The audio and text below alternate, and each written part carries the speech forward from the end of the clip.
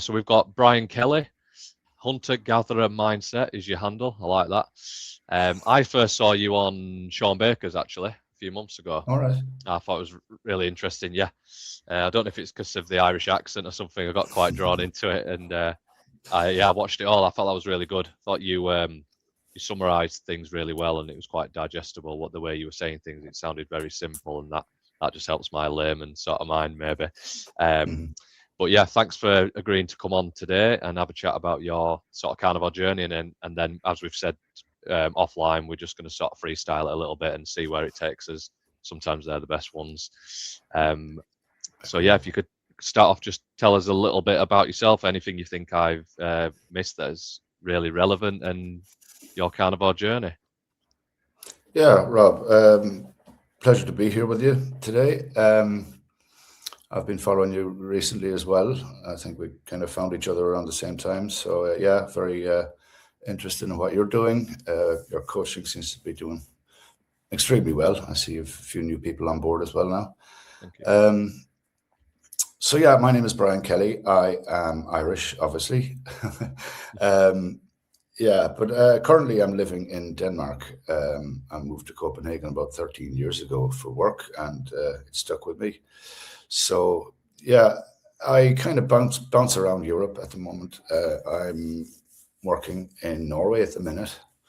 I do kind of a 3 week on, 1 week off situation when I'm traveling like that. So yeah, this is my week off in Copenhagen, which I'm thoroughly enjoying. Um, yeah, I've been in construction all my life, as you'll see from my page. I There's a photograph that's quite prominent of me at the top there, of me back in 2023, and that photograph is the one that changed my life around completely. Um, it made me look at where I had ended up, um, being extremely obese, for want of a better word. I had a huge gut. Um, but then when I looked at things, apart from the obvious, I was dealing with a lot of joint pain. I had gout. Uh, I had, I was very unclear mentally. My job was starting to suffer over it because, as a construction manager, you kind of need to be with it um, when you're dealing with so many people on a dangerous construction site. So yeah, the picture shows some of it, but it doesn't show all of it. Um, it did make me sit up and think, and I started researching quite a bit online. I found people like what's her name? Oh, it's gone out of my head. Barbara O'Neill. Barbara O'Neill, even though she's not carnivore, she opened my eyes up to the dangers of seed oils, for example, how carbohydrates turn to sugar in the blood. So she started me off on this path of digging, or diving into rabbit holes and figuring this stuff out on my own. And I suppose after about 6 months of that, I ended up pretty much on keto diet, even though I didn't really know what that was at the time. Um, yeah, so I was very low carb, very low in vegetables. I was never much of a fan of vegetables anyway. Um, I had a little bit of honey, a little bit of fruit, mainly berries, let's say, with a Greek yogurt, something like that. So then the Sean Bakers and a few others, Dr. Anthony Chaffee, all these people started showing up in my feed. And the more I looked into it, the more they appeared. And yeah, I started reading more and more about carnivore. And after 6 months of keto, I went full carnivore. And I've been full carnivore now for 2 years, just over 2 years, which has absolutely changed my life around. The gout disappeared. I had sciatica also in the lower spine, which was crippling at times. Obviously, the huge gut disappeared, the love handles, all of that. I lost fat from every part of my body. Um, and yeah, I lost 37 kilos in all. Um, And yeah, the brain fog disappeared. I'm functioning so much better now in my job. Um, and yeah, that's pretty much the height of it. I don't know if I've missed anything there, but No, it's yeah, great. 'Cause I'm going to ask you the yeah. weight, how much weight you lost. So did that come off in, do you know, the first sort of few months? You've been doing it for a couple of years. Like, how quickly did that sort of come off, and then when did your weight sort of stabilize? Well, take for example, the first 6 months was keto. I did notice quite a difference there. I probably lost about maybe 15 kilos in the first 6 months, and after that, I'd say, 12 months later, everything was gone. I was down 37 kilos. Now I've put back maybe 1 or 2 kilos, but that doesn't bother me in the least. I know that that is possibly bone density and muscle mass. So Yeah. yeah, 1 or 2 kilos bouncing back up again doesn't affect the whole thing Yeah, no, at I'm, all. I'm exactly the same. I can hover between like a certain weight, I might be 80 Mm, kilo either side of that, like one or two either side of it, depending what's going on. mm. Um, so did you, when you when you transitioned from keto to carnivore, did you notice any of the health conditions get better? Do you know, like with the gout and the joint pain and the brain fog? Did that, where did that sort of fit in? Yeah, definitely. They were still there on keto. They had relieved a little bit, but it wasn't until I went full carnivore that they completely went away. 6 months into carnivore, I had no pain whatsoever. I was as flexible as when I was in my teens. And that's a real feel good factor on carnivore.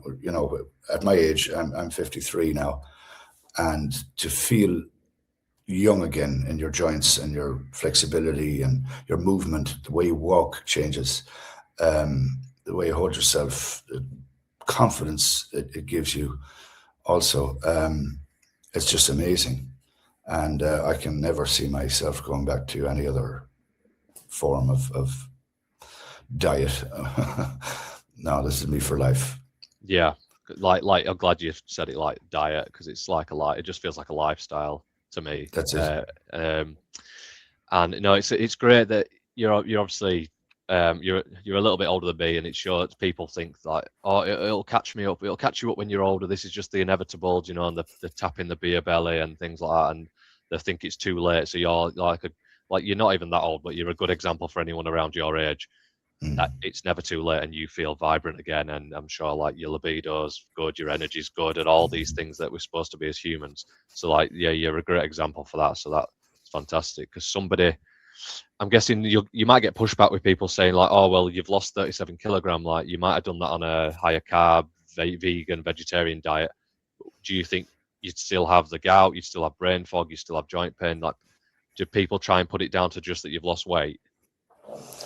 Yeah, I get the kickback on that, and of course the famous one is that they'll say, it's because you were eating in a calorie deficit, blah blah blah. All these gym bros and all that kind of stuff come at you with Yeah. that kind of attitude, and fair play, maybe it was, but that doesn't account for everything else. It might account for some of the weight loss, but as we know, calories are pretty much a construct that they don't really affect, um, our metabolism in such a way as that, calories from a steak is not the same as calories from a bagel.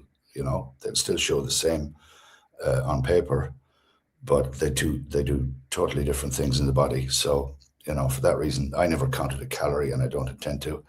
I count nutrients. No, I love Yeah. that. Yeah, and exactly. I don't think you'd see the sustainability of it either. If anyone can get, I could get somebody ripped eating McDonald's every meal if there was, if it was Mm. a small enough amount of food. Like if you want to call it a calorie, like I just see it as like energy.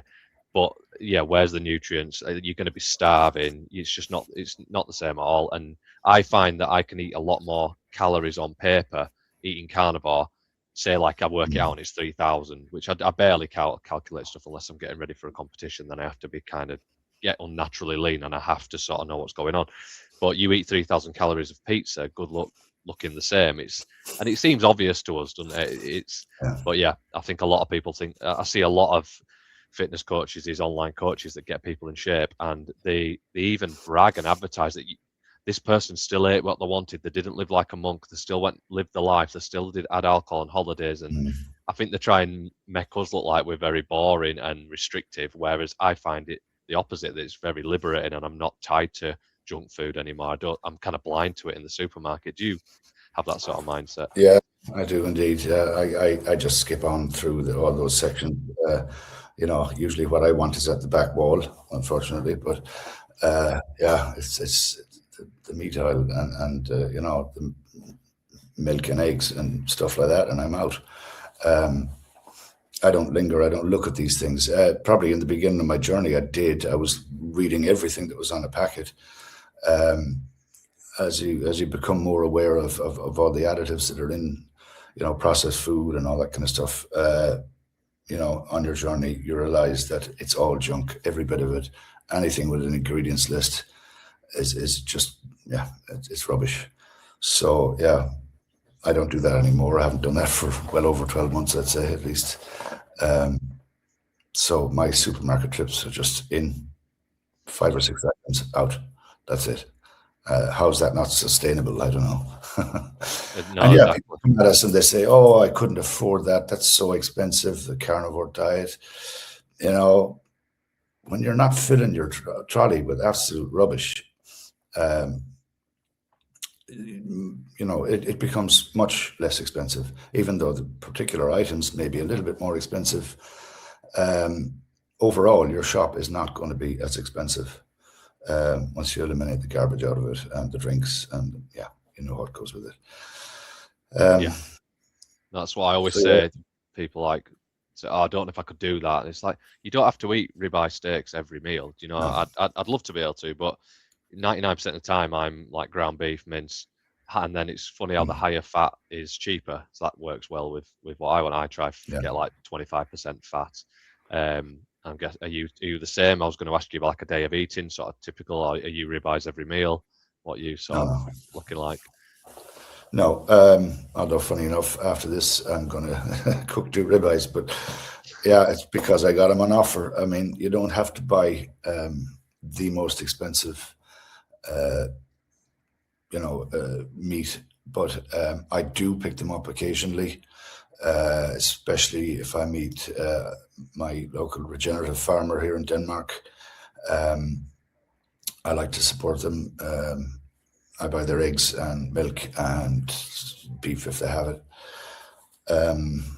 So yeah, that is more expensive, but I only do it occasionally, and it's mainly to support the local farmers. Typically, I would eat a lot of, I'd buy my own ground beef, make burger patties out of it. Sometimes I'll mix it with a little bit of ground chicken or ground pork just to give it a little bit of different taste. Basically it's eggs, bacon, beef. It's quite easy. If I can find wild caught salmon or something like that, I definitely wouldn't take farmed fish. Not my thing. I like a bit of salmon occasionally, some prawns, stuff like that. Basic, really basic, and that's the way I like it. And it never tastes dull to me. It always tastes like the first bit of steak or the first burger or whatever it may be. It always tastes as good now as it did the first time I ate it. That's how it should be. Yeah. Exactly. Yeah. I mean, people say to you, "Oh, I couldn't sustain that. How do you not get fed up with that?" You don't. You just don't. Your taste buds change, in my opinion. So you don't have the sweet tooth, let's call it, for want of a better word. You don't have the cravings for the sugary fruits and vegetables and all that kind of stuff. It goes away, and that bit of meat on your plate, or fish or eggs, whatever it may be, is the tastiest thing you can actually, Imagine. Yeah. Uh, I think there's a couple of things going on when people say that, and they say, because I've had clients early on saying I'm fed up of meat and eggs, early days, and like you yeah, touched on, I think your palate definitely changes in your taste buds, it does. and then also, if people say it when they're quite a few months into it with me, I just say do a couple of days fast. Then the sight of when a steak looks nice, then you're hungry. Mm. I always think it's not true hunger, and No. usually as they say like, oh, if I want something different, it's never a different cut of meat. It's usually like they're probably alluding to that they're wanting some sort of sugar or old ex habit, like an old addiction. Mm. So, and like you said, I sort of see myself, like if you've seen a dog like jumping up at the ball, the owner's taking the ball over. That's the same food every day. They're so excited, and I feel like that's how we should be in a way. I like to look at it like that, and exactly how you said, I won't still eat this way. I've done it for like around 8 years, and I've Oh, experimented with other stuff in and out. But overall, when I discovered Sean Baker, and I wouldn't still be doing this if I didn't. I look forward to every meal. I look forward to a cold lunchbox with mince in there. If and I think it's because I'm hungry and my body knows the feeling of the nutrients and things like that.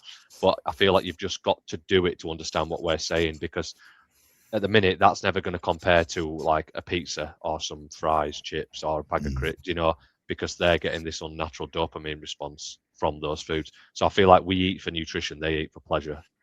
Is that Yes, fair, do you think? absolutely agreed. Yeah. And that's another reason why we can fast quite easily. Um, I'm not sure how much you were into the intermittent fasting. I was. It was a very big tool for me to lose a lot of weight pretty quickly. I don't do it so much now, at least not consciously.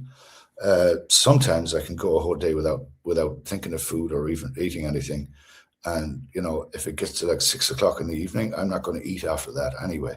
So I'd say, oh well, I'll just stick it out tomorrow, and I can do that, without even thinking about it.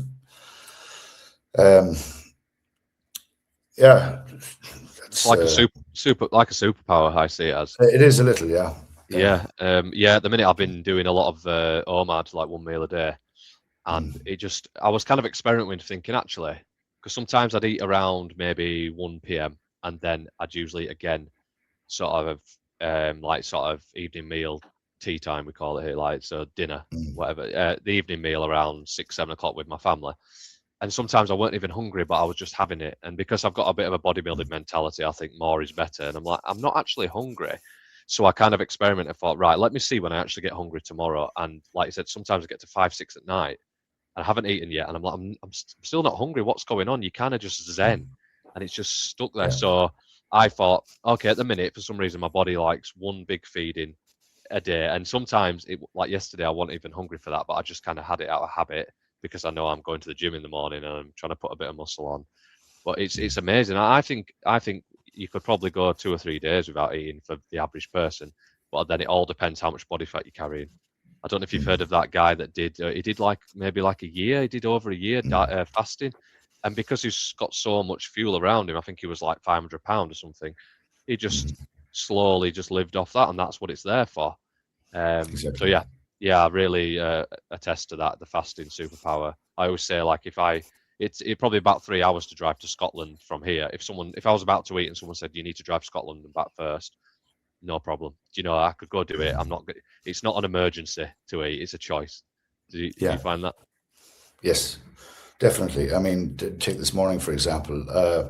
I thought I felt a bit of hunger. It's now what? It's 11:30 almost here. Um, but I just put it off, put it to the back of my mind. This was about 8, 9 o'clock. I said, no, it's too early. I don't need food yet. So yeah, I still haven't eaten, and okay, I'm thinking about it now as we talk about so much Yeah, food. But yeah, I probably will have an OMAD today, maybe around 12 o'clock or whenever we're done here. I might start cooking, and yeah, I probably won't eat again until tomorrow. So yeah, a lot of the time I'm OMAD, sometimes two a day, depending on. I like to mix it up. That's what the whole intermittent thing is about. It's not supposed to be one thing, in my opinion. And when you look at my handle, that's the kind of mindset that I have. Is that we wouldn't have had access to food straight away when we woke up in the cave. We would have had to go and hunt, and you might have been hunting all day and not find anything. So, and then you get the kill, and you would feast. So, I mean, that's the mentality I've kept all along. If I'm hungry, I'll eat. If not, I won't. Simple as that. You know, it's done me the world of good. It really has. Yeah, it's that sentence there. If you're hungry, you eat, and then you stop eating when you're full. If you're thirsty, you drink some water. You don't down another 2 liters because your coach has said it has to be 3 liters today. It's like almost like any other mammal in the wild, which I think's I feel like so stupid that we didn't know this when we were growing up, like younger and things. And obviously, like my dad discovered it probably around your age when it like he's 70 next year now, but he was like, I think he was like mid-50s or something, late 50s when he started to change his. They tried to put him on a statin. He had like an over 50s check thing, and he remembers the video. I sent him one little YouTube video, and it was, I think it was like a low carb down under guy speaking on a conference, and it was like a light bulb moment in his head, and then he went down the rabbit hole, and he's like been full carnivore for years now, and wow. It's great to see because he can do pull-ups and things, and he's very lean, brilliant. And if you saw him walking down the street from behind, if he had like a hat on and a hood from behind, you'd think it was me. If I'm just walking with him, you wouldn't be able to tell the age difference. So it's never too late. It's amazing. Yeah. So yeah, amazing. Yeah, sadly I couldn't have that story with my dad. He passed away a couple of years ago, 2 years ago. Sorry to hear that. That was horrific, and it was actually around the start of my journey also, because that made me sit up and start to look at my own mortality. Do I want to end up in that situation where you're in a hospital for the last number of years of your life? Or, there's so many people with Alzheimer's. I had an aunt died of that as well a couple of years ago. It's becoming more and more common, and there's one common denominator with all of it, and it's all carbs and sugar and processed food. Anyone that wants to keep arguing that, look at what's happening. It's just getting worse and worse and worse. Anytime I look up or down the street, you see nothing but mobility scooters, these Zimmer frames. It's horrific what's going on. You see kids that are overweight, screaming their heads off. It's horrible what's going on, Rob. And if you and I can change a few lives doing that, and by talking as we are, that would be great.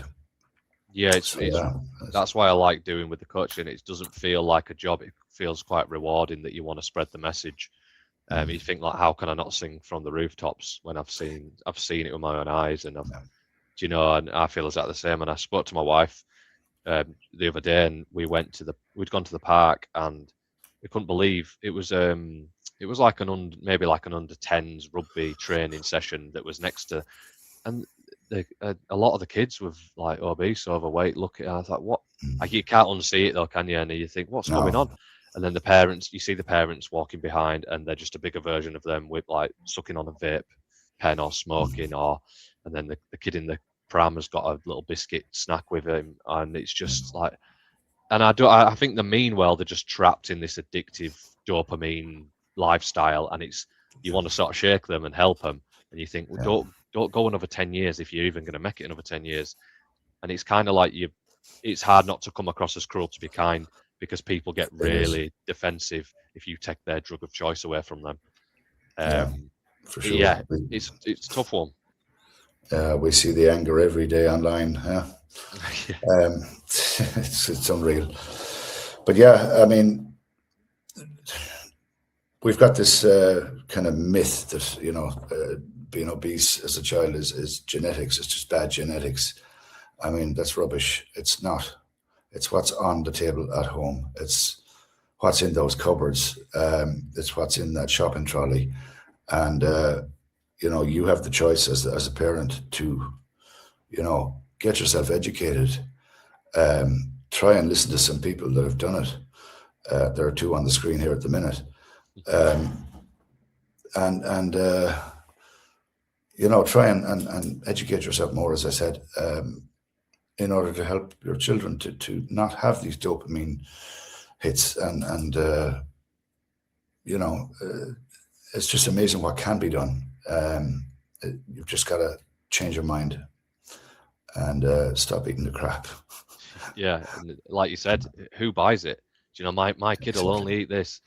Like, well, and I've had people say, like, oh, he knows where the sweet cupboard is and things like that. It's like, you're the boss. You pay for it. You don't have an 8-year-old going shopping with a trolley, do you? Do you know, however old they are, may be.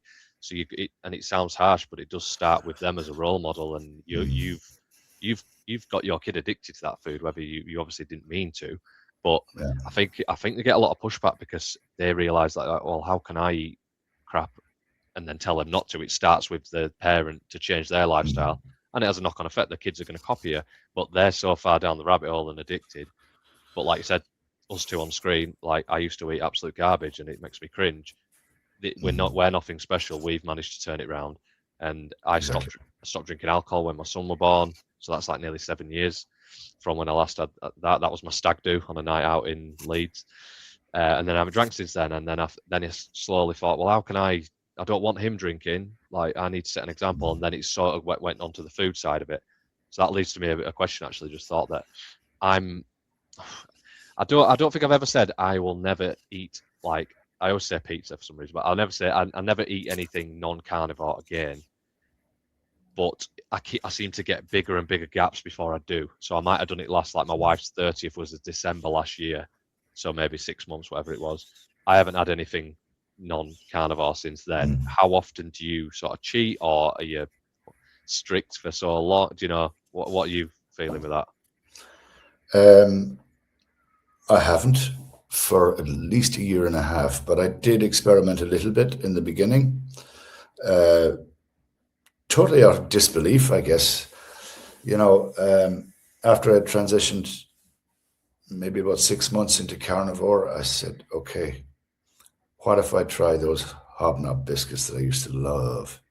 So I get a craving or whatever, just thinking about the chocolate hobnobs. So yeah, I remember buying a packet one day. This is over a year and a half ago. I haven't really done anything like that since.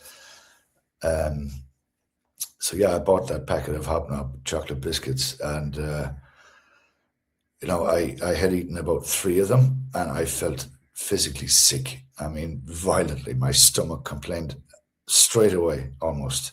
And I threw the rest of that packet in the bin because my body reacted immediately, almost, to the ingredients. And yeah, that was the last time I did it.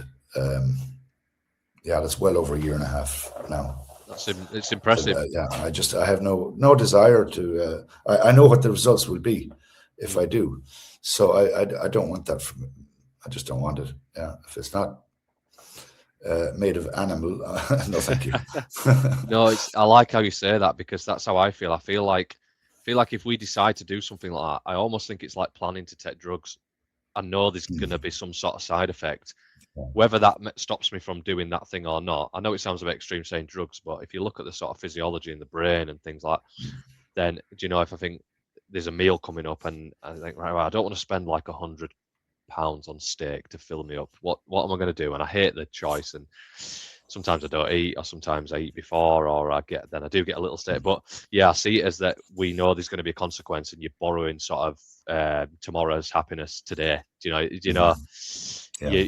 You almost like a bit of a come down the next day. I know I'm not. It's more. I get a bit of brain foggy the next day if I ever like cheat, and I'll lose. And in a way, it can be a good way, because it reminds you that you're doing the right thing. Yeah.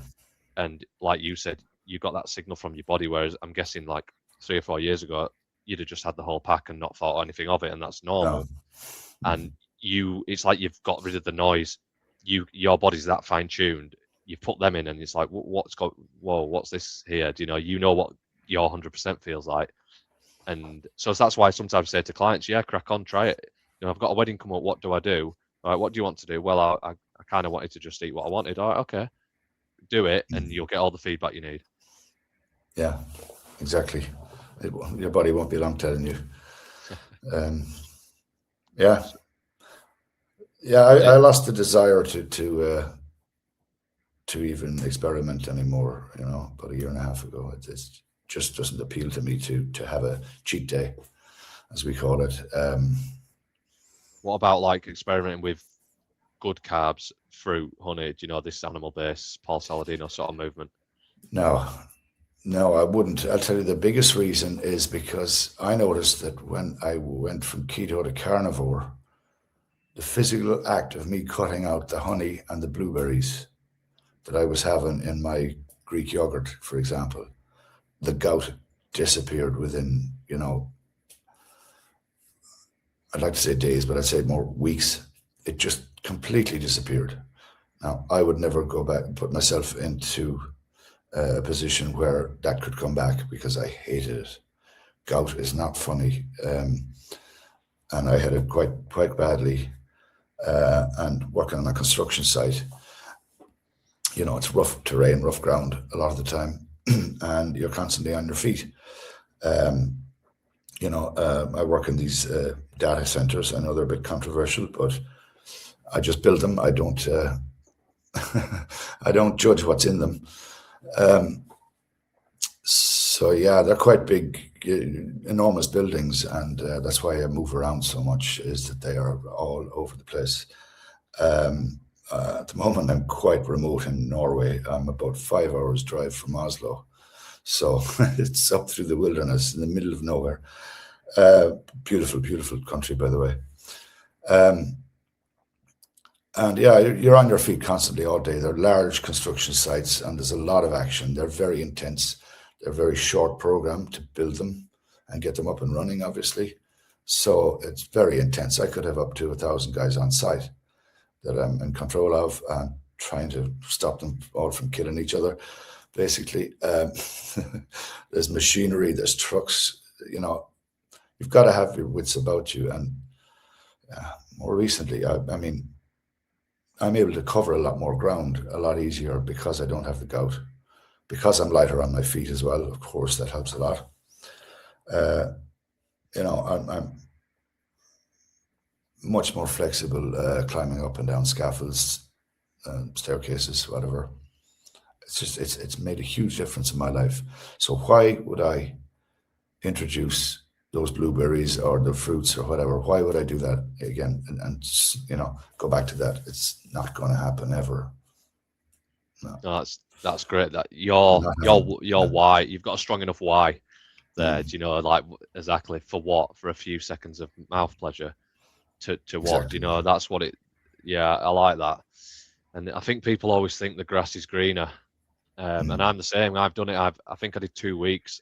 I planned on doing a month, introducing just like some sort of fruits and stuff. And you get sort of sold down the rabbit hole. If I watched a few Paul Saladino videos, but obviously I followed him when he was carnivore. And I don't blame him. It's like if that's his true experience, like we'll never know. But he likes to. I think he sells it very well, and he'll come up with sort of studies and proving this, and showing his own experience, and then maybe some other people that are sort of testimonials. But you've just got to try it yourself, and your body gives you all the feedback you need again. And I think I did it for 2 weeks, planned a month, but my digestion was horrible. I felt like water weight, puffiness. I thought, okay, maybe it'll go down, and like I'll get used to the amount of fiber I'm eating. My satiety went out the window. Like I could eat the same amount of meat that I'd eat like today, plus the fruit all on top of it. So it's just like body fat story, and it didn't really make sense. Like he kind of sold it well. We're talking about, oh, you'll have more glycogen, or your cortisol will be lowered, and your thyroid and your testosterone. Like sometimes you think actually maybe I had it right, and I just started craving fatty red meat again. And all of a sudden you're out of ketosis, you're having sugar spikes, and it's exactly. you why would you lose all that? But yeah, for me it wasn't. I did a couple of weeks. I thought this is getting worse, not better. Like let me go back to where I was. Yeah. Simple thing like the Randall cycle, where you're confusing the whole issue, I think, by adding the sugars. Let's face it, that's what fruit is. It's basically sugars. yeah, you're confusing all the cells in the body as far as I'm concerned. You know, the whole battle between the fat and the glucose in the cell. So yeah, I don't know. I don't think I could do it at all. No, I wouldn't recommend it. No. And I think a lot of people that say they feel better, I think because they're probably nursing that addiction. It's like they probably haven't done it long enough, carnivore, to be fully sort of fat adapted and away from those addictive sort of pleasure eating for pleasureness. And then they eat it and like, well, yeah, you probably it's probably worth it for you, and you might have even convinced yourself, no, this is better. But how come then I see them months later and they've gained all the weight back from when they worked with me? And now I'm doing this now, and it's like you're kind of back to square one. Like you can't really. If I saw someone doing fantastic, or if I felt fantastic, I'd tell everyone, I'd say I were wrong, and like I think there is something in this, but I've yet to sort of see it. There's just sort of, and to be honest, I'd be quite interested if Paul Saldino is as authentic as he comes. Do you know what I mean? I don't see how he could stay that lean, what he eats, and he's very active. And if he feels like do you know, if he feels better, then all power to him. But exactly, I'd love for him to go back carnivore. I could see a video popping up of him saying, "I'm back." Do you know? Because he sold it to me. You know, he was around that sort of time with Sean Bacon. I remember. I nearly bought his book. So it's a tough one, and yeah, nobody knows that if it's disingenuous or not or anything. You can only do your own experience. But I think the main message is you need to give it at least sort of 6 months maybe of doing the same thing carnivore to actually then think, are you still going to feel? I don't think I've met anyone that still feels horrible and is going through keto flu and cravings after, if they can do it strict. Have you? No, I can't say I have. No, normally you hear, oh, I'm never going back. After 6 months of carnivore, 95% of them don't go back. You know, I have yet to hear of someone that did.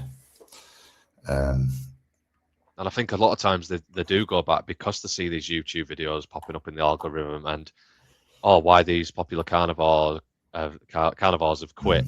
And I think it's, you know, there's that coach Carnivore Cam. He's sometimes a bit evil, but I think he's very smart. I think a lot of it is for views and things. And I'd like to actually sit down one-to-one and see personally what he eats and when he feels the best, because all of a sudden he's having like sweet potato and everyone goes crazy, or things like that. And I'm trying fruit and honey, and then he's back carnivore. And I kind of get it, because it's not very sexy what we say, is it? You know, no. You know, it's a hard sell. Yeah, that's why I always say you've just got to do it and feel it. It's not about also you just eat meat then. It's not really about that. It's about how liberating that is and how you're in touch with your hunger and fullness. And like you said, you forget to eat, and you could, it's a choice, and you've no desire for anything else in the supermarket. And it is like you're a different species, or I don't know, like, but yeah, it's a return to the species in my opinion. There you go. That's why I like it. Yeah, I like your handle with that, with the hunter gatherer. Yeah, well, it's and people often ask me. People often throw the fact that I've got gatherer in there, and you don't eat fruit. But what about the gathering?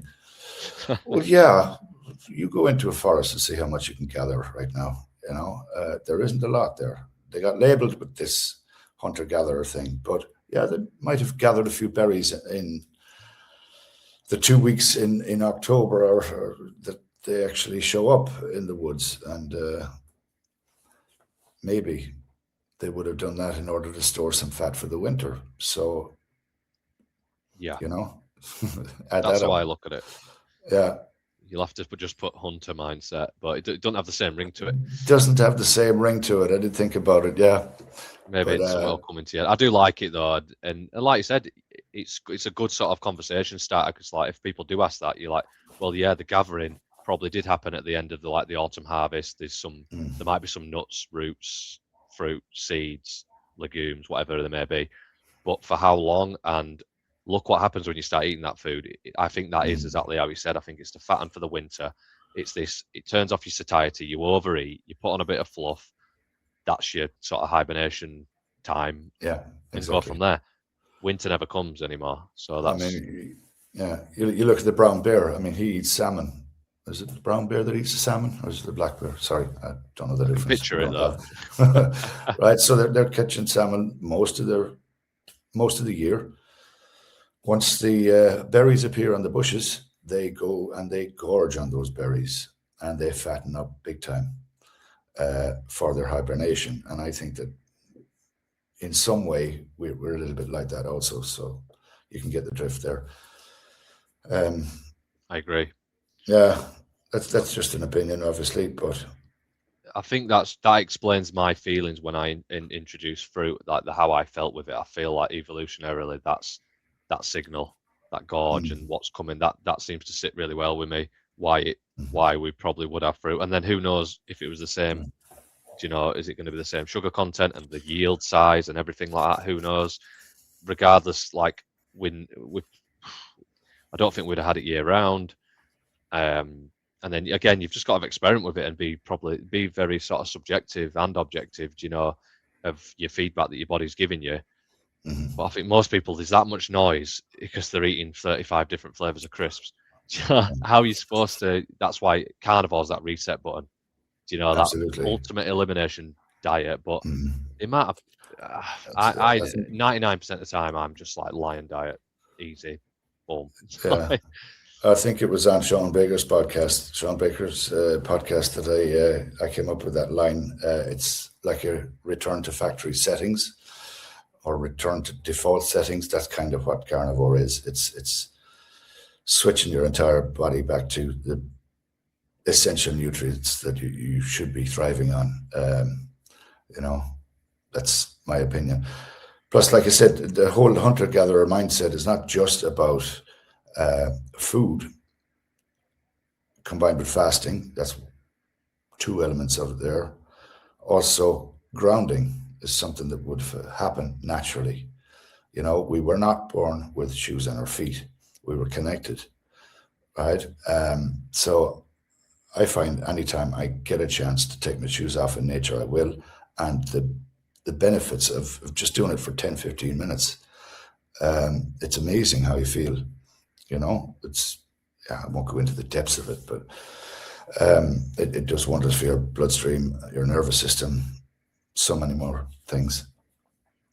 So there's the grounding and also sunshine. You know, we've lived under that yellow ball in the sky for millions of years. The one that's killing us. Yeah, it hasn't caused a problem until, you know, what was it, 1920s or 30s that they invented sun cream. And all of a sudden it was a problem. You've got to buy this stuff now and put it on you. Yeah, that never made sense to me at all. You know, it turns out the problem was what's on the inside. You know, if you're eating a species appropriate diet, which is carnivore, then you have the ability to get your vitamin D from the sun. You will not get cancer from it. Yes, be smart, don't overexpose. We would never have spent a full day lying beside a lake or a swimming pool or whatever, just exposing ourselves to the sun. We would have been in the shade, in the shadows, you know, a lot of the time, but we never shied away from the sun either. So, yeah, so they're the four corners, the food, fasting, the grounding, and the sunshine. You know, that's the whole hunter-gatherer mindset for me. And that's why I came up with that handle for my page. Yeah, I don't think I'm going to change it. I was thinking about it because, as you know, I've started, I've recently got certified as a coach to Carnivore Coach International. Not that I'm going to actually start coaching yet. I have a career. I don't need to start coaching yet. I wanted to learn how to become a coach, and I'm still learning. I am actually coaching about 3 people. This is voluntarily. I'm not charging them. They're people I know or ex-colleagues, whatever. And I am coaching them, and I am helping them to solve some problems, which is an amazing feeling. So yeah, I'm looking at this as a longer term thing that I will coach, you know, maybe 5 years time. I'm going to give up my day job and become a full-time coach into my retirement years. Who knows? Nice. It's given me something to look forward to in my later years, that I can help so many other people. And Yeah, no, that's great. I would straight away when you were naming those four sort of pillars of your name. Have you got like a logo with that on? I could picture that, like a good little no, but diagram. I have been thinking about it. I Yeah, think I that'd look might jump cool and on have that today. a little symbol, for the grounding and sun, Mm. grounding, sunlight, food, and what was your fourth one? Fasting is hard. It's And the fasting. difficult to get it. It's Yeah, what difficult to get it. You just can't see fasting. you could have a knife and fork with like a cross through a line or something like that. I'm Maybe, picturing. yeah. I think you could create a good little thing that. No, I really like that because Yeah. it's very simple and makes sense, but people just don't have it on the radar. I did a bit of grounding yesterday. I was walking around town, but because I wear Crocs just to slip on sometimes, and they were rubbing on my feet because I didn't have socks on, so I just took them off, and it was lovely. Like I love it. And then I've got like a all right garden with proper grass in, and just walking on there when you're getting the sun at the same time, and you do get that sort of euphoric endorphin feeling. And yeah, I'm a big fan of grounding. I think some Yeah. people will never experience it for years, will Well, they? no, but you do find that a lot of people, when they go to the beach during the summer, they feel amazing. And there's two reasons for that. It's the sun and the grounding is happening at once. Yep. And also, I suppose the water would help. But yeah, it's why people feel euphoric at the beach. You should be doing that as often as you can, really. And it doesn't have to be on a beach. It can be, in a forest, a field, whatever, in your back garden. Yeah. It's listening to your body again. If your body's telling you, that's why the sun feels nice. And then obviously Yeah. when it's starting to feel a bit too much, that's why we've just had a little bit in the UK, and I forced myself to stay out of it. Whereas, like you said, we wouldn't have done that, and the shade started to feel nice. I'm like, whoa, but we know we might not get it again for a few months, so I'd try to get a bit of a tan going. But yeah, you can listen to your body with everything: thirst, hunger, like heat. Exactly. It's amazing when you go carnivore, you listen to your body signals so much more than before. If I'm hungry for a steak or eggs and bacon, whatever it may be. I'm hungry for meat. I'm not hungry for the bowl of cereal or anything like that. Yeah, when you're thirsty, doesn't necessarily mean you need just water. You need to take your electrolytes, your salt, and your water together. Yeah, the body gives you every signal you need. If you're getting a bit lightheaded or you have a headache, again, that's down to electrolytes most of the time. Yeah, it's amazing the feedback your body gives you straight away. And I think the main number one take is get rid of the noise first, so you can hear these signals that your body's giving you. Like you introduced, like what were the chocolate biscuits, hobnob things, and straight away, body tells you. And like, unfortunately, when I have dairy, my body gives me all the feedback I need. So I was going to ask you about that. I usually get it. I got used to get it in more of like Greek yogurt form, and then you start having different cheeses, and I can't stop eating it. I get like quite addictive. I put on weight with it. It's quite addictive, and I get constipated from the casomorphins. What's your sort of experience with dairy? I know you mentioned milk. Yeah, I do okay on dairy. It doesn't seem to affect me. So yes, I include it. Although I've found recently not as much as I used to. I suppose in the beginning I was using cheese as a little bit of a crutch. When I was getting sweet cravings, I'd have some, cheddar cheese. I'd just cut a strip of cheddar cheese off a block, chew on that, and then the craving would go away. So yeah, I can see your point. But I don't really do that anymore. I don't. I have cheese in the fridge, but I don't use it in that way anymore. I'll have a piece of my dinner or whatever. Doesn't affect me at all. I have milk a little bit now and again, not that much. Do you notice any pros and cons either way? Or do you pretty much? No, there are no adverse effects for me. But again, like I said, I don't have a huge amount of it. Yeah, I have a little bit. That's what my problem was. I'd have like a kilogram of Greek yogurt in a sitting. I just couldn't stop Okay. having it. And then I'm like, but then I just thought, right, okay, if I've got to restrict this, should I be having it? Do you know what I mean? Whereas any other food, like with meat and eggs, I get the right satiety signal, I'll just stop eating. Whereas I could eat that, be full, and then if I knew there was like a tub of Greek yogurt in the fridge, if I started eating it, I were off again. It were almost like I'd lost control. So it's really annoying because I wish I liked it, but it don't like me. It's like it's just how it is. And then yeah, 2 or 3. If I do it for 2 or 3 days, and even when I say to myself, that's when the constipation starts to come, and I notice that because it does it every time. And then it's hard for me not to eat that night if I know if I bought a few tubs of it, but then I think, right, well, I need to cut this out again. If I know it's in the fridge, my brain knows, and then it's like, right, get it out of the house, and then 2 or 3 days later, I don't crave it anymore. It's gone. So it's a tough one. It's annoying because I think dairy's got a lot of positives, and I'm not lactose intolerant or anything, but it must be the sort of casomorphin addictive side and my personality. So it all depends. Whereas I've got a lot of clients that can just put a little sprinkle of cheese on as like a garnish, and that's it. Sound no problem. Yeah, I'll use it sometimes on my burger patties. I'll melt a bit of cheese on top, you know. But again, I always make sure it's a good quality cheddar or something like that. Yeah, you can get some raw cheeses, can't you, in the supermarket? You can, yeah. Don't know if you can over there. I haven't found any, to be honest, in Denmark. I have a cheese in the fridge at the moment, actually, that I got from my local regenerative farm here in Denmark. Nice block of cheese, and yes, it's expensive, but it's made from raw milk. And yeah, I use it a little bit on my burger patties, as the Americans call them. And that's about the height of my dairy.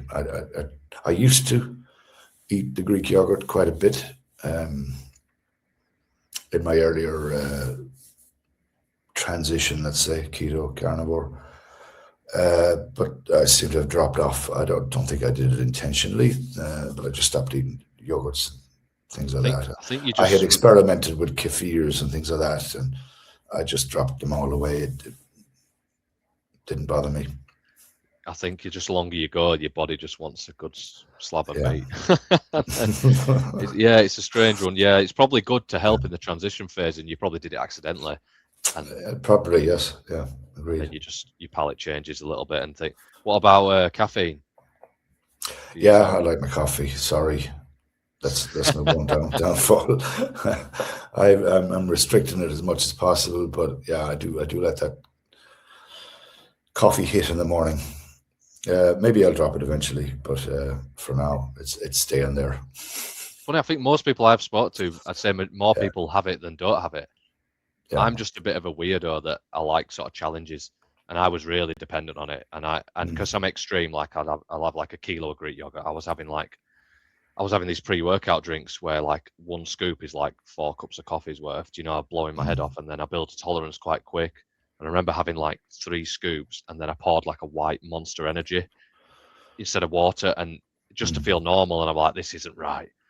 And so that's my personality. Whereas some people say, yeah, I have one in the morning and that's it. I'm like, how?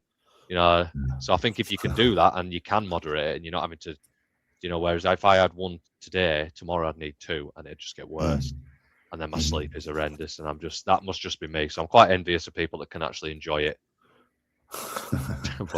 So yeah, funny enough, something I'm going to get into, because I travel so much, it's difficult for me to make bone broth, for example, or you know, to prepare things like,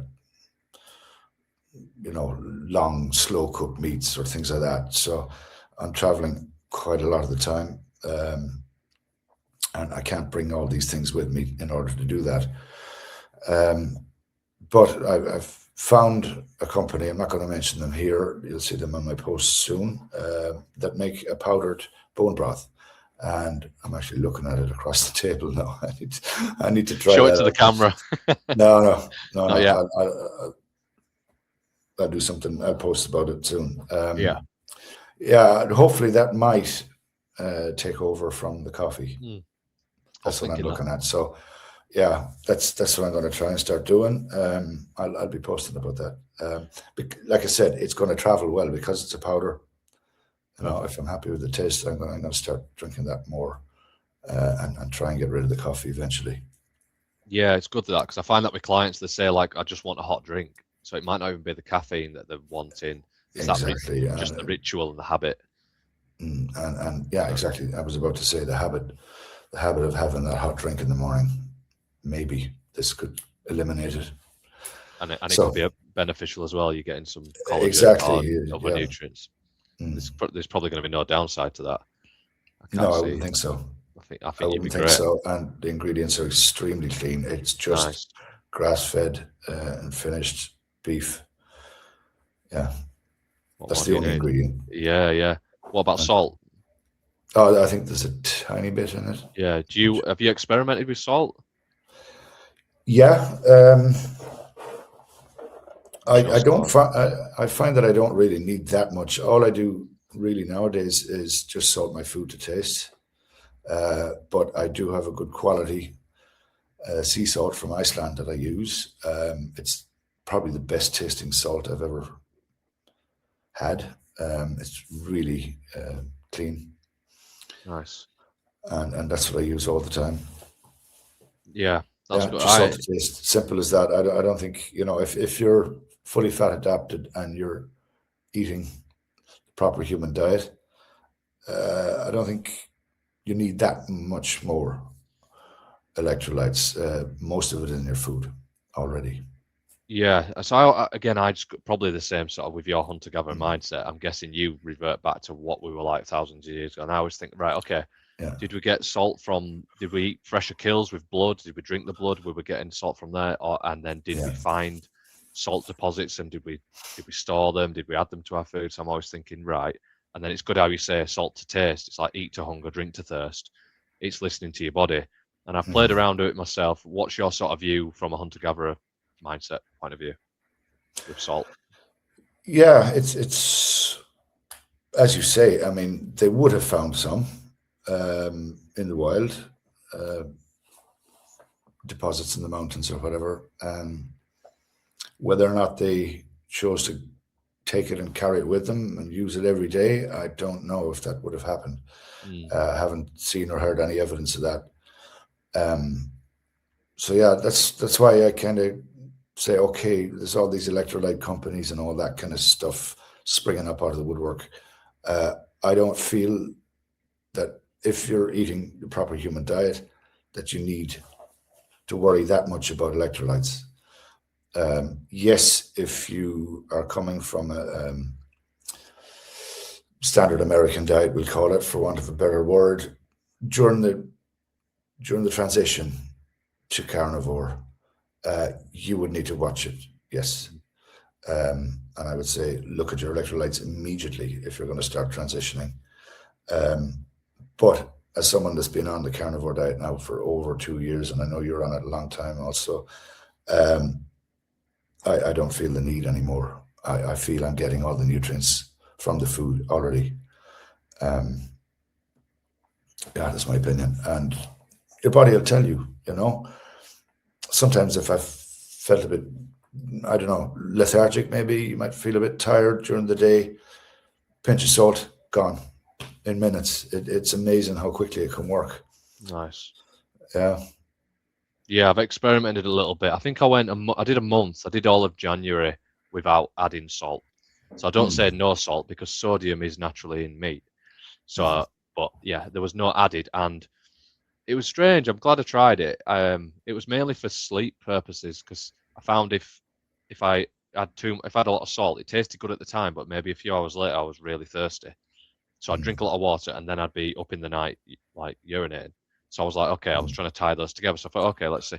It didn't really make much difference to my sleep. I still sort of got up and did that. But the main thing was I tried some bacon after like a month and it tasted too salty. So my taste buds definitely changed. That was the main thing that I took from it. And then I kind of forgot that I needed to add salt to my meals. The odd one sort of was a bit bland. I'm like, but I'll see it through. And then I kind of forgot. So it was like, sorry, I just got cramp in my hamstring. How funny is that? How funny is that? Oh my God. Oh, I've just caught it. My leg's straight now. I'm not even going to edit that out. That's No, 'cause you that's didn't tell me that. perfect. Oh my Absolute God. perfect timing. Yeah. So cramp wise, Yeah. sometimes get it in my feet, but I haven't noticed a difference. My hamstring's still contracted now, like my legs having to be straight. Oh. I didn't really notice a difference either way, cramp wise. I just feel like, and I used to get cramps when I had carbs as well, so I didn't really do it from there. That was perfect timing. That was great. Did you notice? Did you get any cramps in the initial transition phases, or do you get them now? I haven't really had a cramp for a long time. No, I don't get cramps anymore. I used to wake up at nighttime with both legs cramping, 2 years Yeah. ago. That's silly when you get in your foot and it's aggravating. Is it like when your toes go like that, like Yeah, under your yeah. feet? And yeah. Mhm. See, this is just it. But Yeah, but I really haven't experienced that in well over a year and a half. Um, I can't remember any cramps at no. all. So, and then I kind of sort of forgot to put salt on my food. And then when I did, thought, right, I've done a month. I'll see what it's like. I'll try salt to taste now if I've reset my system. And I didn't really need a lot, and I could taste it more, I'd say. But it wasn't sort of groundbreaking either, taking it out or having it in. So I think, like you said, just take it back to simple terms, salt to sort of taste in your body. But coming from sad diet, standard American, standard Australian, whatever you want to call it, works well for that. You're going to be. Do you think it's the plummeting sort of insulin levels that are affecting your electrolytes if you go keto from there? Yeah. Plus, I mean, you're going to naturally flush out the sodium, potassium, and they are very important, as you know, for every cell. You've got that sodium, potassium pump working there day and night in every cell in your body. So it is important to make sure that there's enough there. And like I said, the fact that you report you went to the toilet at nighttime a lot, I mean, that's your body flushing all that kind of stuff out as well. So it's important, definitely, when you're starting into carnivore or ketovore or whatever you want to call it, that you keep an eye on your sodium and potassium levels, especially. Yeah, definitely. So Yeah. this hamstring's still a little bit crampy. I did train so that it gives me a good question idea though. So I trained my legs this morning, like heavyweight bodybuilding type sort of training. So that usually coincides with which muscle cramps. So I think it's more of a fatigue thing because I trained my hamstrings this morning. So it's funny how that muscle's done that. Do you do any purposeful exercise, resistance training, and did you do a bit of sprinting? I heard you mention on Sean Baker's. I do occasionally, yes. Now that I have the ability to do so, which is amazing. Occasionally, I don't do any specific regime. When I get the chance. I don't think our ancestors would have done either. No, it's my firm belief that sprinting would have been in our DNA, for want of a better word, because we would have stalked those animals walking, not jogging. We would have stalked them, and eventually when we got near the kill, we would have been able to sprint. And it's funny that we're the only animal alive that can throw overhead with accuracy, which is another thing. So yeah, sprinting would have been part of our function, our movement. So that's why I wanted to reintroduce that kind of thing. But in regards to the gym, no, I don't actually visit the gym. That's not saying that I'm not gonna. I am doing another course at the moment, which is strength and fitness training with Carnivore Coach International again. It's another course that they have. So I want to learn all about it first, then apply it myself, and then we'll take it from there. Then you can apply it to your clients in the future. Exactly where I'm going with that. So, I'm not going to be saying much about it for 12 months at least. No. So, like I said, I want to learn all about it, apply it for myself, and then I can talk about it. So, yeah, other than walking, I haven't really done any vigorous exercise, and I'm quite lean now, and I haven't lost any muscle weight. I still have a little bit on me, but yeah, Nice. Are you yeah. I haven't really gone to the gym, but I mean, at my age, it feels amazing to be where I am right now. yeah, So I am going to build on that. I do want a little bit more muscle because muscle, as we know, is very, very beneficial going into your later years in life. It boosts your longevity if you have, good muscle mass, a certain amount at least. It means you're going to be able to get off that sofa without grumbling and complaining. It helps build a stronger skeleton also. It helps your bones. a bit So of it's balance. not just about bulking up for a competition. It's about functionality into your later years. Yeah, no, That's why I want to do it. You know, and yeah, I will be. I've committed to that. So nice. I yeah. think that's underrated reasons.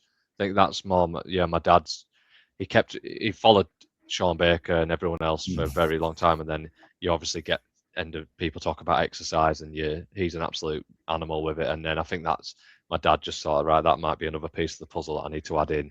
It mhm, wasn't like a vanity thing, which like, honestly, that's why I started when I was like 18.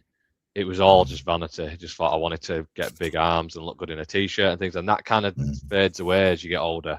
Obviously, I do Yeah. like I do like it's basically a beauty pageant. A bodybuilding competition is people looking at you in your trunks, in Yeah. like in a speed or whatever. And it is an aesthetic sport and it's visual, but it's more Mhm, it's more the challenge of getting into that body fat, the actual journey of it and the challenge of like I did 18. This was my first ever carnivore prep. So funny enough, I've mhm. been carnivore for that long, but I competed Yeah. 5 years prior to last year, and I went back to some like an old school bodybuilding diet for the competition. I'm like, what Mhm, am I doing? But I didn't know any other way, and there weren't many people in the field who competed. mhm, So there was like Robert Savage, Keto Savage, if you heard of him. mhm.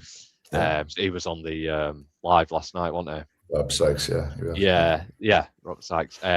So where I was going with that. So it's more of like a challenge now rather than I want to look good for a girl or anything like my wife doesn't like it when I get too lean. It's not an attractive look when I get stage sort of Mhm. lean and I look like a skeleton in my face. But so yeah, it's good that but we all want to look good still. Like, but it sounds like you're not too bothered. Like you're happy with like from a vanity point of view, you're happy with your physique and things like that. Like now, Yeah. Right now, I am. Like I said, when you see people my age, um, I'm I think guessing I you look. stand out. I think you want the 1%. I think I do. I don't want to seem vain about that, but that's the No, reality of it. yeah, Is yeah. that people at my age are starting to have heart attacks, and they're hobbling around with gout. Where I was exactly, Mhm. and I've managed to turn that around, and I'm quite happy with my results. So I'm happy to be. I'm not muscular, but you know, I'm not skinny either. No, Yeah. you are what you eat. You are. Yeah, exactly. Yeah, I think We're that not definitely we're helps. we're not made of kale. No, there you go. I always use an example of it. If I cut my arm up and down, I see my bicep. I'm made of red meat. So let's eat Mm, sort of like for like. But no, it's good. I yeah, think a lot of people. Yeah, like you said, it's hard not to come across as sort of big-headed when you say like I think I look okay for my age compared to everyone else. But it's true, and hopefully it inspires people. Some people get annoyed by it, but usually they're the people that don't want to change, and you're holding a mirror to them. I see it as, do you know? exactly. Yeah, I mean, like I said, I don't do this for vanity's sake at all. I want to help other people to feel how I feel. Mhm. And yeah, it may be that when I start my coaching uh, career, let's call it, it may be that I will focus on construction workers. These are the guys that I'm seeing traveling all over Europe, building these data centers, and they're away from home. They're not cooking properly. They're not cooking at all. They're getting DoorDash or whatever you want to call it every evening, pizzas, burgers, all of that. They're going to work and they're eating out of vending machines all day and drinking their Monsters and their Red Bulls. And I see it all around me every day. And these are the people that I really want to help because, yeah, it was only about a year and a half ago. I was on a site in Amsterdam, I think it was, And yeah, 53-year-old guy had a heart attack on the site. Now, he was quite big, body weight wise, and he died within 2 days of that heart attack. He was 53, same age as me, young family left behind in Romania. And I find that just horrific. You know, what's going on? I'm seeing guys even in their 20s struggling, you know, to do a day's work on a construction site. They're just not fit enough to stay on their feet all day, let alone do any physical work. And this is happening over the last 10, 15 years. I've watched this happen in construction. Now, luckily, I bounced back, but I want to start helping these guys in particular more and more, because, you know, their families depend on them. They're there to bring home money for their family to survive. And if they're not there, their whole family is affected. So, yeah, that's kind of my target audience when it comes up. I would say like it. It's a good sort of niche. Yeah, and I think that people will relate to me a little bit because they can see that I'm in construction. I have been all my life. So I see eye to eye with these people. I know what they're going through, why you know, they have to fly away from their families for 3-4 weeks at a time. They're not taking care of themselves. And it can be an easy fix. And I'm proof that it can be done. Yeah. You know?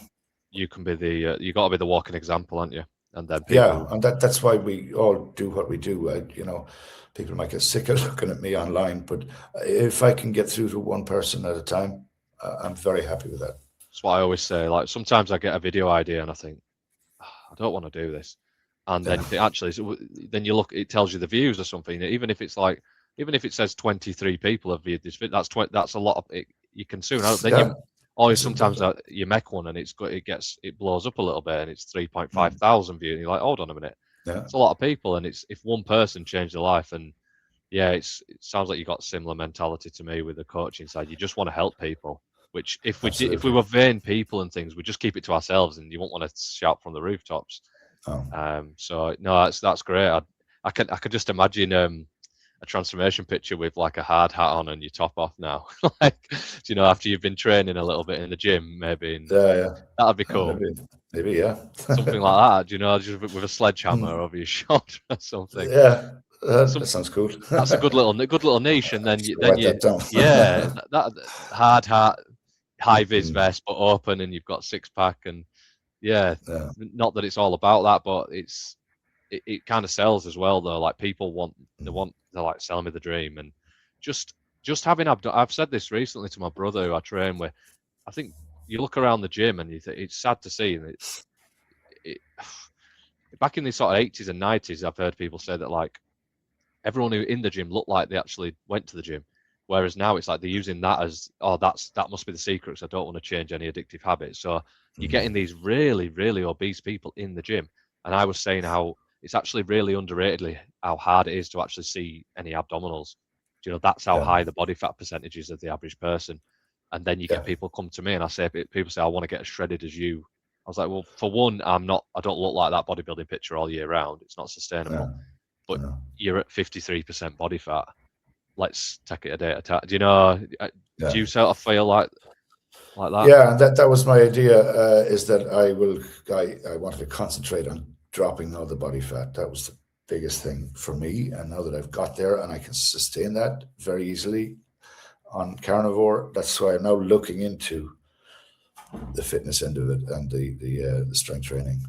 You know, this opportunity came up to add on to my certificate by doing the strength and fitness training. Oh, okay. Strength and fitness training, but it's Carnivore based. Nice. So, I want to learn all about it first. I want to know why I'm targeting one muscle and how I'm targeting it, what's fueling that. So at the moment I'm learning about every single muscle in the body, how they work, how they function. I love it. Yeah, I mean, I used to love biology when I was a kid. And it's bringing back. It's bringing back all those names that I had forgotten about, basically. So yeah, you have to study the skeleton as well, because they work hand in hand. So yeah, it's really intense. It's very in depth, and I'm looking forward to getting through it and getting certified, and then try it out. That's great. It's another Get feather in your cap. That's why not. And yeah, I did anatomy part of my university degree. I was an absolute geek on it. I wanted to know everything, and like we had to know every muscle and which part of the bone it attached to, what the nerve supply was, what the action was, and it really, I was already sort of bodybuilding and things, so it really, I could really geek out on it. So if you ever need any help on it, like I was an absolute geek on it, not an expert. I was just, and it's funny that, you know, like, I don't like to come across as anyone thinking I'm like vain and stuff or big headed, but when you've put your all into something, you kind of feel like you've earned your right to, you know, put your knowledge out there and things of like, it's like, oh, they'll say, oh, you're that carnivore expert. You see people like, no, I don't see myself as that, but yeah, the amount of hours I've put into it, and like we should be, I'm guessing what you've put into it, or you've learned from other people, it's more than you'd do in like a degree. You know, the hours of watching podcasts and learning and Googling stuff, and even like that, I think you become overqualified in a sense. But yeah, it's a tough one, because then if you go down the wrong path, you'll learn the wrong thing, and then I don't know if you felt like the more you learn, the more you realize that you didn't know anything at first. Is that kind of crossover where you get a bit of imposter syndrome sort of feeling? I was like that when I was first coaching. I still get it a bit now. I think like, no, maybe I'm wrong, or I don't know. And then like this person's telling me what they should be putting in their mouth, and it's like that's a big responsibility. And sometimes I found it hard for like to take that trust off them. Do you know what I mean? I don't know how you felt with these people that you've took on pro bono with these clients. Do you feel quite confident, or? Oh yeah, 100%. I mean, they're more or less, well, one of them is my own age. He's been 20 days into it now, and he's already, like, he was diagnosed with stage 3 fatty liver disease, which is quite, it's not good. Are they looking at a transplant or anything at that point? If I hadn't got a hold of him, then it probably would have ended up that way, yes. If he had gone to stage 4, there's no back from that. So I'm glad he came to me. He's he's an old colleague that is now a colleague again. Nice. So we're actually living together in Norway. So it's very easy for me to coach him around the clock, more or less. We eat the same food, so it's very easy for me to show him what I'm doing, how to do it. He's about 20 days strict now, and he feels amazing. He decided himself to go full on. He didn't do any transition period. He went straight into it, and he has reacted very well to it. He was also borderline type 2 diabetes. At least that was his most recent diagnosis. And he also was suffering from gout. And all of those things seem to be relieving. He's got less pain. I can actually see his gut shrinking a little bit. I'm away from him now for a week, so I'm going to see quite a big difference, I would imagine. I'm really delighted that I can help this guy. And like I said, coming back from stage 3 fatty liver is going to be, a big win. You'll have to document that if he gives you permission. I'm documenting every single thing he puts in his mouth, every feeling he has. I'm kind of using this to start building my coaching program, if you want to call it that. That's what I'm using these for. Not using, but the case studies. They're case studies for me. You know, they're not paying me. I don't mind. I have a career. I have a very good wage. I'm fine with that. Let me learn how to teach you is what I'm telling them. I'm learning as much as they are.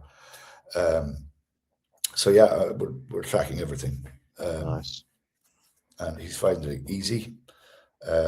there are two other guys. I've only just started with them. They're going to have to transition a little bit slower. They're younger guys as well. So yeah, the habits are there. I Yeah, think one of them had the gym bro mentality with the rice, the chicken and the rice and the broccoli and all that. yeah, So to get his head out of that um, will be difficult. yeah. Sometimes So it can be a double-edged sword because some have got quite a good discipline because they can stick to a routine. It's just the wrong routine. exactly, yeah. Well, it is the sugar craving that's the hardest to beat, and the carbs are a big part of that, as we know. That's just sugar. So yeah, I really enjoy it. Like I said, I'm only doing it with a few people at the moment, and who knows where it's going to send me. Maybe I might start coaching.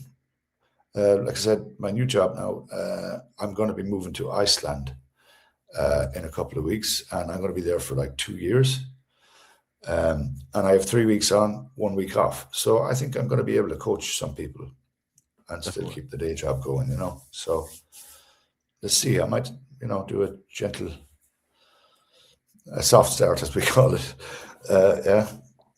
It's So great. It's take great on to just a hear. handful of people. Yeah. You're not just doing it for the money, thinking I'm gonna. A lot of people you see. That's what it comes across to me anyway. The amount of coaches on Instagram, and because of the algorithm, if I follow one of them or if I like something, it's all in my feed, and it seems to be a young guy pop up. And are you a guy in your 30s that wants to still live his life, not have to cut out this, not? And it's all these things you don't have to change. And there's a guy there with his top off shredded, and it's like. Yeah. I think it's a disservice and a really false message, but it It sells. is. And then you make a video about being completely honest, and sometimes you get a lot of hate for it. Like it's so backwards. But I don't know if you saw did I tag you in my type 2 diabetes video? I I think you did, yeah. Yeah. I spoke about fatty liver then. So I'm not sure if you're probably aware of it, but how that's ectopic fat. So we've got subcutaneous fat, which fills up first. That's what it's there for. It's normal. And then if that gets overfilled, because we're overeating hyperpalatable food, then it's visceral fat, and that's when you get the beer gut, and it seems seemingly solid from the outside because it's pushing out. It's all paid for, And then literally ectopic means where it shouldn't belong, I believe. So in your It's liver. basically in every cell in the liver. It's not just wrapped around the liver. It's in every single cell in the liver, and it should not be there. And other organs as well. It's not just we have the liver. We have these arguments with all these people online about fructose. Fructose mostly goes straight to the liver, and not everybody knows that. And it can be a reason that we're seeing so many young people with non-alcoholic fatty liver disease 100%. down as far as the age of 10, and it could be that it's just the parents are keep forcing them their 5 a day. Yeah. And thinking they're doing a great job, and they're not doing a bad job, but could be better. Yeah, well, it's literally running out of storage space. That's what it is. Subcutaneous, visceral fat, and then it's ectopic. It's in your liver, it's in your heart, it's in your pancreas. But the good thing is, as you lose fat, it goes in the opposite order. So ectopic fat, that fatty liver will just be reducing every day with your client. And then he'll start to reduce his visceral fat, and then the subcutaneous fat. That's the fact. There's a guy. Are you aware of Ted Naiman? Yeah, he started in the low carb community. Ted Naiman he's quite a big following. He's good. He explains it really well. This personal fat threshold and type 2 diabetes and the order of where the fat goes, and he makes it so simple, and it's brilliant. Yeah, so that's where I got all that information from, and like about the fat cell and insulin resistance, and like it's just your fat cell, almost like a balloon that's about to pop, and it says, we can't take any more glucose or triglycerides in. Don't respond to insulin, so then that's why it circulates in the blood. The blood sugar goes up, the triglycerides is fat in the blood, and your body's insulin climbing because it's not responding. So pancreas is a fuel pressure sensor. More insulin, shove it into the heart, shove it into the pancreas. And it doesn't have to be inevitable. And yeah, I think you're going to produce some amazing results with your friend that you're living with. He's starting to feel improvement. he comes to me now and again. He says, Brian, I feel as if something is happening in my liver. I said, that has to be a good thing. You know, Yeah. it's not pain. It's just a sense that something is happening in there. And I said, well, yeah, I think, you know, you're dumping that fat. So 100%. Yeah. hopefully that's Yeah. going to be the case. He is committed to doing 90 days and then he's going to go back to his doctor. So that's when I'm going to show my case study. Brilliant. Look Because forward it will have all come from me. So yeah. I'm going to be so proud of that. I Yeah. really am. And and it literally is just, it's really simple. Type 2 diabetes is 100% reversible because we know what causes it.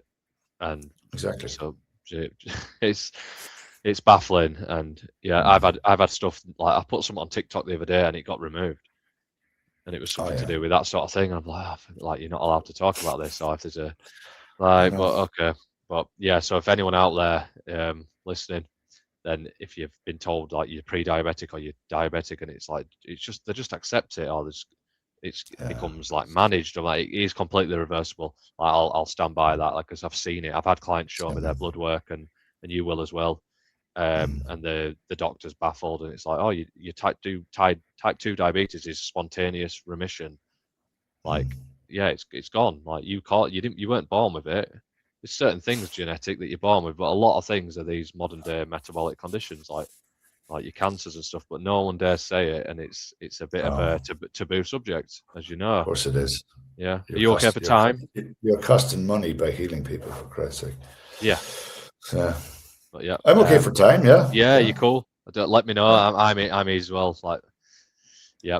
My daughter's at nursery and my son's at gymnastics till 3 p.m. So we're all good. And I've stole the office from my wife. She was working downstairs. That's for this. So it's all good, but it's all chilled. But do you have any organs? And take a bit of a twist. I had that written down. Oh, I had to think about that for a second. I have loads of them. Yeah.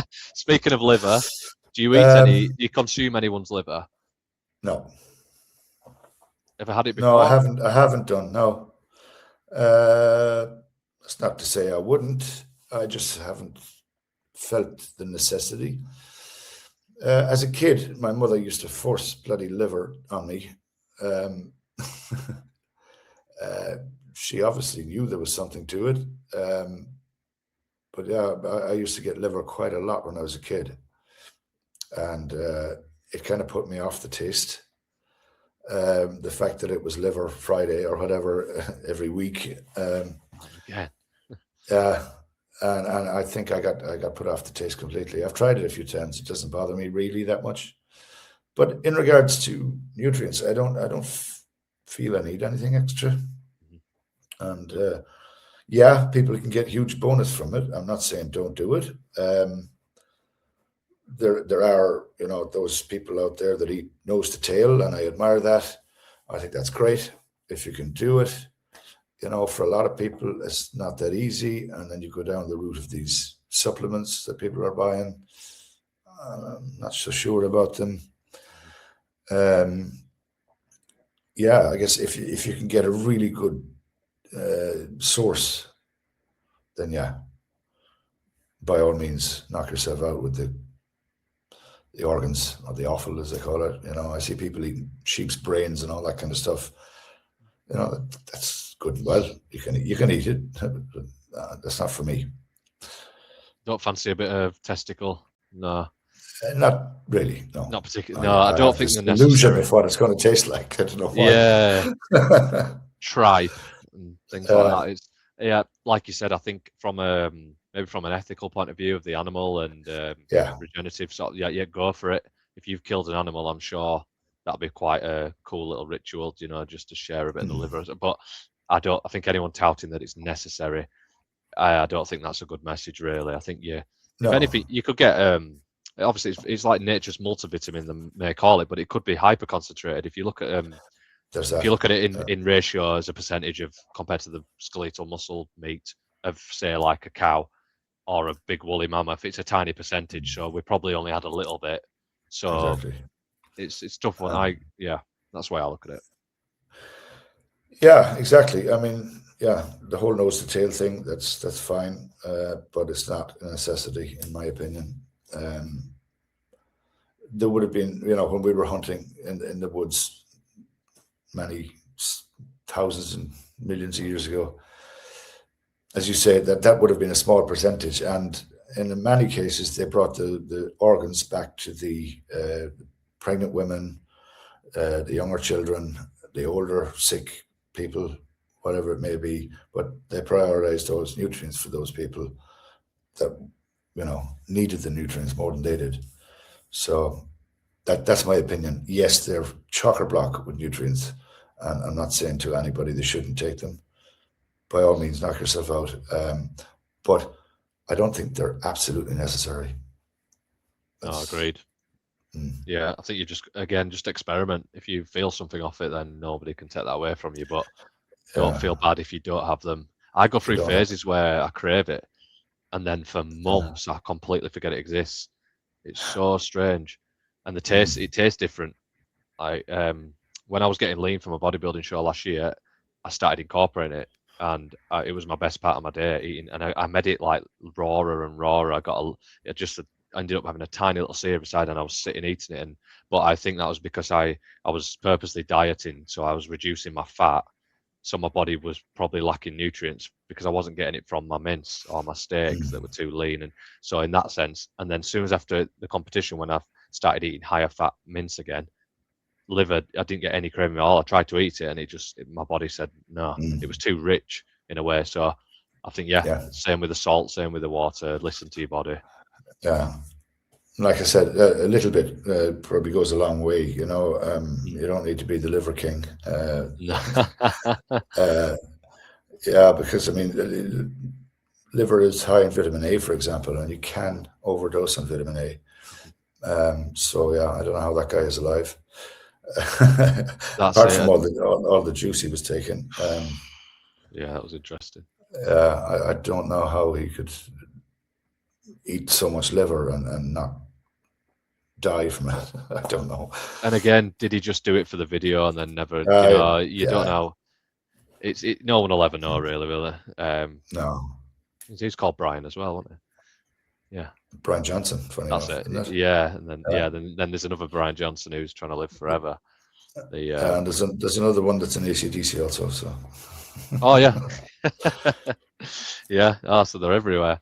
I was trying to think what else I've had written down. I've asked you a lot of things, but and then you give me ideas that comes up anyway while we're talking. So yeah, I think it's flowed quite nicely, Brian. I think so too, Rob. I think we've covered quite a lot of stuff there. Yeah, probably. Yeah, I could talk all day to you, to be honest. Likewise. The video, nice one. We don't want a 3-hour video that nobody will watch, but exactly. Yeah, I find that they drag on. Yeah. So, is there anything else you want to touch on, or should we wrap it up? I'm pretty good with that. I think we covered enough there. Yeah. I think.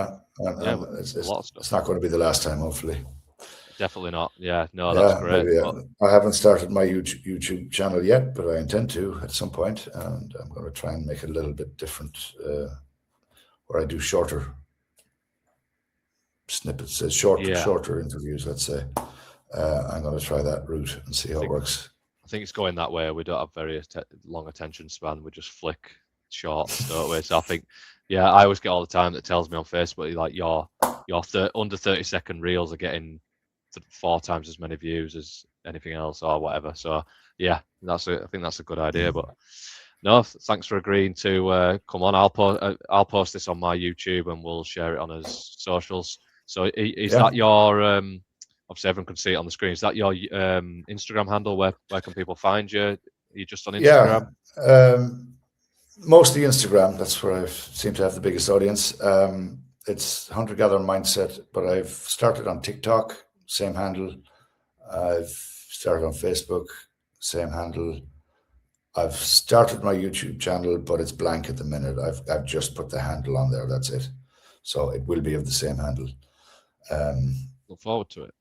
Yeah, I'm reserving my YouTube until I tweak what I want to do with it first, and then I'm going to hit it big. So I'm studying that at the minute. That's a big world. Yeah. Oh, yeah. Like I've been trying on and off for ages, and I always think this video might blow up, and it just doesn't happen. But it doesn't stop me. Like with yourself, No, I it think shouldn't. we're doing it for different reasons. We're not doing it for those reasons. Like if you're passionate about something, it doesn't feel like work. And so what have you got a little sort of, I'll put you on the spot, just some sort of little quote to somebody that's maybe considering carnivore, but they don't know, they don't know how to start or anything like, just something that might just give them a little spark. Anything, don't have to be long or short, however you want to put it. What sort of advice would you give? What I would say is do your research. Don't just listen to the first influencer that comes to your mind or that pops up on your screen. Follow as many people as you can and make your own conclusions from there. Do what's best for you. What's best for Rob or Brian may not be the same that works for you. So yeah, biggest thing is research it yourself. It's your body. You're responsible for it. Nobody else. And that's what I'd say to most people. I totally agree. Powerful stuff, and it's how I went down that route. I started researching. I didn't plan on watching Sean Baker on Joe Rogan. I just saw it pop up, and then I couldn't put it down, and that were it. I was off. So, yeah, brilliant. Thanks for that, and thanks for your time. And we'll have to do it again sometime on your channel or anywhere else. Yeah, let's see where it goes. Nice one. Thanks very much, Rob. Take care. Top man. You too. Bye-bye. Bye.